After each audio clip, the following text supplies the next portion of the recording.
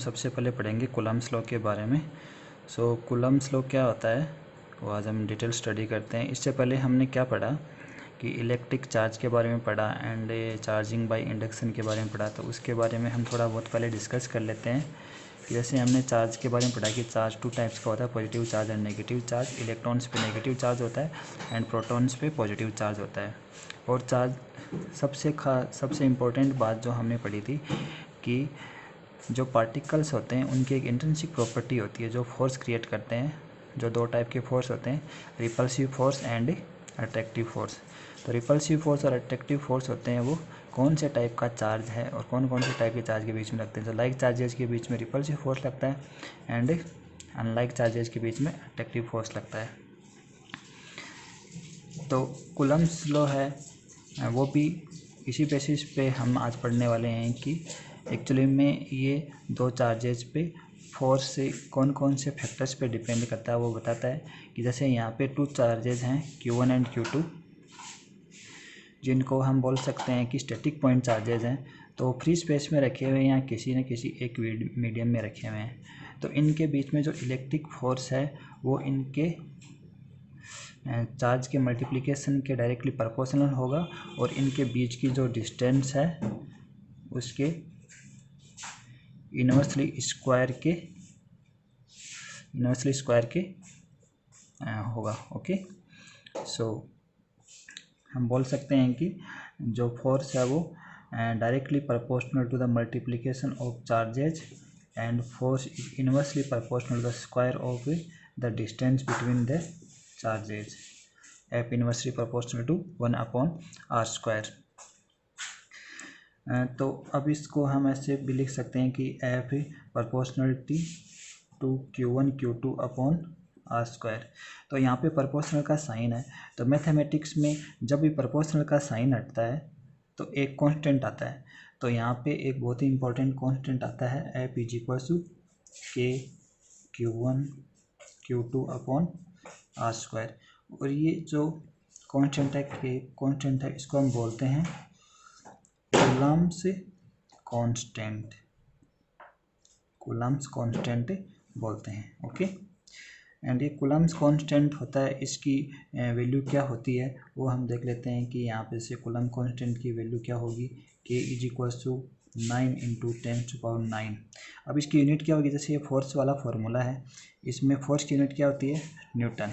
तो ये जो के को इधर रख के बाकी को इधर मूव करें तो न्यूटन इंटू मीटर²। डिस्टेंस की यूनिट क्या होगी, मीटर, बिकॉज हियर r², तो हम बोलेंगे मीटर²। देन चार्ज की जैसे हमने डिस्कस कर चुके हैं पहले ही, चार्ज की यूनिट क्या होती है, कूलम्ब्स।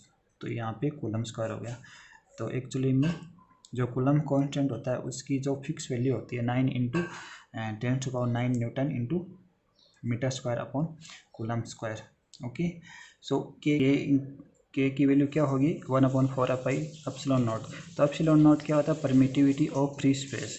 तो यहाँ पे हम परमिटिविटी का मतलब कैसे समझेंगे कि परमिटिविटी क्या होती है। परमिटिविटी होती है actually measure of how easy और difficult to form an electric field inside of a medium. Okay, so इसको हम रिफ्रैक्टिव इंडेक्स से भी जैसे कंपेयर कर सकते हैं। कि जैसे लाइट वाले चैप्टर में हमने रिफ्रैक्टिव इंडेक्स के बारे में पढ़ते हैं। तो कि जैसे रिफ्रैक्टिव इंडेक्स ऑफ एयर 1 होता है and refractive index of glass 1.5 होता है। तो जो लाइट रेज हैं वो सबसे इजीली कौन से मीडियम में ट्रेवल करेंगी जिसका रिफ्रैक्टिव इंडेक्स कम होता है। ओके, तो ये जो परमिटिविटी है वो हम कैसे निकालते हैं। तो एक लाइट का formula C is equal to 1/√μ0 into ε0।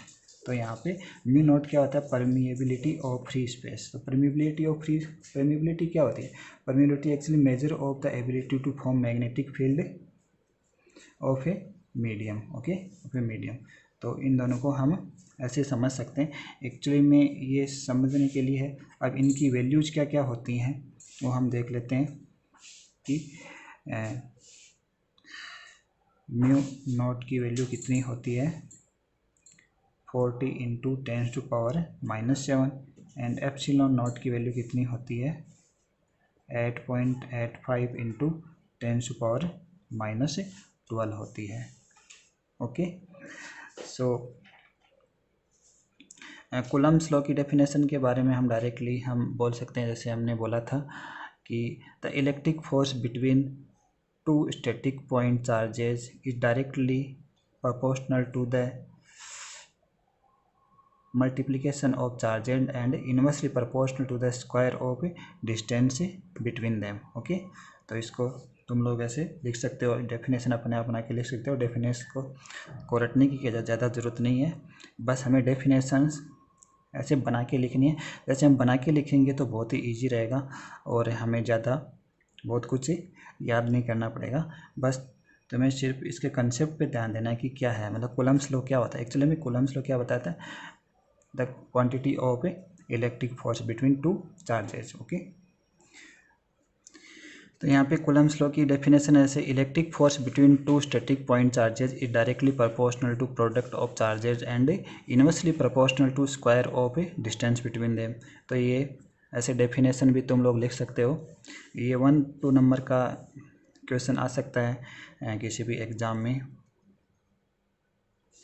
तो एक्चुअली में जो ये फोर्स हमने निकाला है यहाँ पे ऐसे एप्सिलॉन नॉट लिखा है, तो ये एक्चुअली में फोर्स का फॉर्मूला क्या हो गया, F is equal to 1/4 pi epsilon naught Q1 Q2 upon R square. तो ये फार्मूला बहुत ही इम्पोर्टेंट है, ये फार्मूला तुम्हें याद रखना है। तो ये एक्चुअली में क्या है, ये कौन से फ्री स्पेस में जब two static point charges placed हो तो ये फ्री स्पेस में रखा हो तब फॉर्मूला अप्लाई होता है, या हम इसको बोल सकते हैं वैक्यूम या फिर एयर। ओके, तो अब यही दोनों चार्जेज हैं, इनको अगर हम किसी दूसरे मीडियम में रख दें तो इनके बीच में जो इलेक्ट्रिक फोर्स होगा वो क्या हो जाएगा, उसकी वैल्यू चेंज हो जाएगी। ओके, तो अब जैसे हमने दूसरे मीडियम में रख दिया तो इसकी वैल्यू क्या हो जाएगी, 1/4 pi epsilon m Q1 Q2 upon R square. Distance उतनी ही है, चार्ज की वैल्यू भी उतनी है, बस यहाँ पे चेंज क्या हुआ है, the permittivity of a medium. Okay, तो परमिटिविटी ऑफ मीडियम यहाँ पे चेंज हुआ। जब भी मीडियम की बात है तो ये वाला फॉर्मूला लगाना है। तो यहाँ पे हम बोल सकते हैं कि एप्सिलॉन m क्या है, परमिटिविटी ऑफ एनी मीडियम। तो जैसे ये इक्वेशन फर्स्ट है, ये इक्वेशन सेकंड है। अब मैं दोनों इक्वेशंस को डिवाइड करता हूँ F अपॉन FM।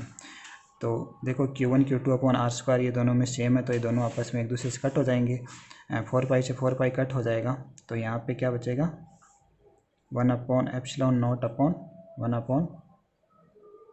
1/एप्सिलॉन m। तो ये एप्सिलॉन m ऊपर चला जाएगा, epsilon m upon epsilon naught, और इसको बोलते हैं epsilon r is equal to capital K। अब यहाँ पे एक न्यू कांस्टेंट आ गया है एप्सिलॉन r या कैपिटल K। ये क्या होता है, एक्चुअली में ये होता है डाई इलेक्ट्रिक कांस्टेंट।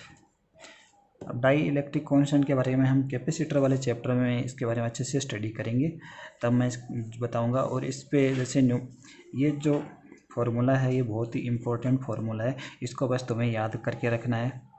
इससे रिलेटेड 1 नंबर या 2 का जो न्यूमेरिकल आ सकता है या MCQ आ सकता है, कोई भी आप कंपटीशन एग्ज़ाम की तैयारी कर रहे हो तो उसमें भी ये फार्मूले के बेस्ड पे क्वेश्चन आ सकते हैं। तो जैसे हमने यहाँ पे ये फार्मूला पढ़ा था कि F is equal to K Q1 Q2 upon R square. तो यहाँ पे जैसे Q1 Q2 की वैल्यू हम इंक्रीज करेंगे तो फोर्स की वैल्यू भी क्या होगी, इंक्रीज होगी, इलेक्ट्रिक फोर्स बिटवीन। एंड जैसे डिस्टेंस की वैल्यू को हम इंक्रीज करेंगे तो फोर्स की वैल्यू क्या होगी, डिक्रीज होगी। ओके, डायरेक्टली प्रोपोर्शनल मतलब जैसे उसकी वैल्यू इंक्रीज करते हैं तो वो इंक्रीज होती है। इनवर्सली प्रोपोर्शनल मीन्स अगर उसकी वैल्यू को हम डिक्रीज करें तो वो इंक्रीज होगी, या अगर इंक्रीज करेंगे तो डिक्रीज हो जाएगी। तो ये सब है इसके बारे में, कूलम्ब्स लॉ के बारे में परफेक्टली है। आप इसका स्क्रीनशॉट ले लो और इसको याद करके रखो। तो अभी हम vector form of Coulomb's law पढ़ते हैं।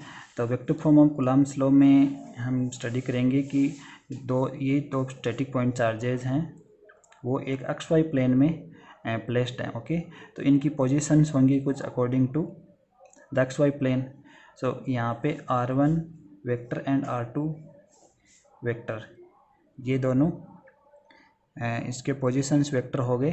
अगर ओरिजिन से हम इनको निकालें, ये ओरिजिन है, ओरिजिन से अगर यहाँ से एक वेक्टर निकालें तो r1 is the position vector of A q1 charge and r2 is the position vector of A q2 charge. तो यहाँ पे अब हम इसका जो कूलम्ब्स लॉ इसकी वेक्टर फॉर्म निकालते हैं। तो एक्चुअली में अभी हमने थोड़ी देर पहले पढ़ा था कि फोर्स होता है वो क्या होता है, k q1 q2 upon r square. Okay, तो ये तो मैग्नीट्यूड ऑफ फोर्स है, लेकिन जब अब इसका वेक्टर फॉर्म हम निकालेंगे तो हम क्या लिखेंगे, यहाँ पे r कैप लिखेंगे। तो r कैप क्या होता है, r cap is a unit vector, और r कैप की वैल्यू क्या होती है, r vector upon r magnitude. Okay, तो अब इसकी वैल्यू क्या हो जाएगी, f vector is equals to k q1 q2 upon r cube into r vector. Okay, तो अब यहाँ पे दोनों चार्जेज हैं, तो एक्चुअली में दोनों प्लस चार्ज हैं, तो यहाँ पे हम फोर्स निकालते हैं कि q1 चार्ज पे q2 चार्ज है वो फोर्स अप्लाई करेगा एंड q2 चार्ज पे q1 चार्ज अप्लाई करेगा। लाइक ये जो q1 चार्ज है वो इस पर फोर्स एग्जर्ट कर रहा है और q1 चार्ज है वो q2 पे फोर्स एग्जर्ट कर रहा है। तो यहाँ पे हम दोनों फोर्स निकालेंगे। तो सबसे पहले हम निकालते हैं force on q1 due to q2। तो ये क्या हो जाएगा, F12 वेक्टर। तो यहाँ पे F1, यहाँ पे इससे हम याद रख सकते हैं कि फोर्स के पास जो नंबर है उस पर फोर्स से एग्जर्ट हो रहा है और कौन फोर्स से अप्लाई कर रहा है, Q2 अप्लाई कर रहा है। तो ये हो जाएगा k q1 q2 upon r12 cube upon r12 vector. Okay, तो अब हम r12 वेक्टर कैसे निकालेंगे, r12 vector is equals to r1 vector minus r2 vector, और इसका मैग्नीट्यूड हम कैसे निकालेंगे, r12 वेक्टर का मैग्नीट्यूड कैसे निकालेंगे, यहाँ पे हम इसका मैग्नीट्यूड निकाल लेंगे बाय द फॉर्मूला। जैसे कोई भी वेक्टर है, लाइक जैसे r वेक्टर है i के प्लस j के प्लस k कैप। ओके, तो इसका मैग्नीट्यूड हम निकालते हैं √1 square plus 1 square plus 1 square. तो ये क्या हो जाएगा, √3। ऐसे हम इसका मैग्नीट्यूड निकाल लेंगे। तो ये अब क्या हो जाएगा, F12 vector is equals to k q1 q2 upon r12 vector का magnitude cube into r1 vector minus r2 vector. Okay, या फिर हम यहाँ पे डायरेक्टली भी लिख सकते हैं k q1 q2 upon r1 minus r2 vector का मैग्नीट्यूड क्यूब एंड यहाँ पे r1 vector minus r2 vector क्या हो गया, ये r12 वेक्टर हो गया। ओके, तो ये F12 वेक्टर का फॉर्मूला यहाँ पे हो गया हमारे पास। सिमिलरली ऐसे हम force on Q2 due to Q1 निकालेंगे। फोर्स ऑन Q2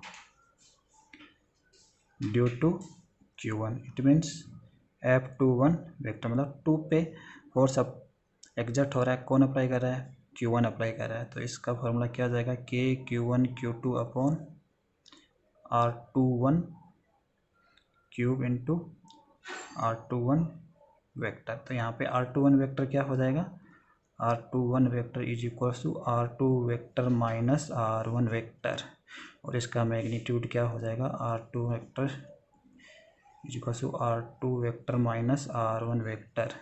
सिमिलरली ऐसे हो जाएगा। ओके, तो अब हम F21 वेक्टर का फॉर्मूला हमारे पास क्या हो गया, k q1 q2 upon R2 minus R1 का cube into R2 vector minus R1 vector.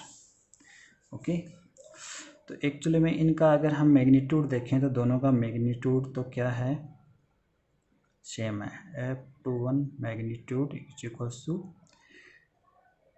F21 magnitude, F12 magnitude is equals to F21 magnitude, but इसकी वैल्यू देखो यहाँ पे क्या है, यहाँ पे R1 माइनस R2 है, वेक्टर है, एंड यहाँ पे वेक्टर क्या है, R2 माइनस R1 वेक्टर है, तो यहाँ पे एक नेगेटिव साइन होगा। तो एक्चुअली में न्यूटन्स थर्ड लॉ यहाँ पे अप्लीकेबल हो रहा है। न्यूटन्स थर्ड लॉ हर जगह अप्लीकेबल होता है, तो यहाँ पे भी न्यूटन थर्ड लॉ अप्लीकेबल हो रहा है। तो ऐसे हम vector form of Coulomb's law को स्टडी कर सकते हैं। तो इसको याद रखना है कि वेक्टर फॉर्म कैसे होता है, और आगे के जो पार्ट, आगे का जो वीडियो है हम न्यूमेरिकल्स करेंगे, इसके जो इम्पोर्टेंट न्यूमेरिकल्स हैं उस पर हम फोकस करेंगे। कल के सेशन में कौन से किसके बारे में पढ़ने वाले हैं, चार्जिंग बाय इंडक्शन में जैसे हमने पढ़ा था Q is equals to sum of charges upon number of charges, वो वाला फॉर्मूला, एंड एक कूलम्ब्स लॉ है, उसके बेसिस पे कुछ न्यूमेरिकल्स, बहुत ही इंपॉर्टेंट न्यूमेरिकल्स डिस्कस करेंगे। तो बने रहिए हमारे साथ और हमारे चैनल को सब्सक्राइब कीजिए ताकि आपको लेटेस्ट वीडियोज़ के नोटिफिकेशन आते रहें। Thank you so much.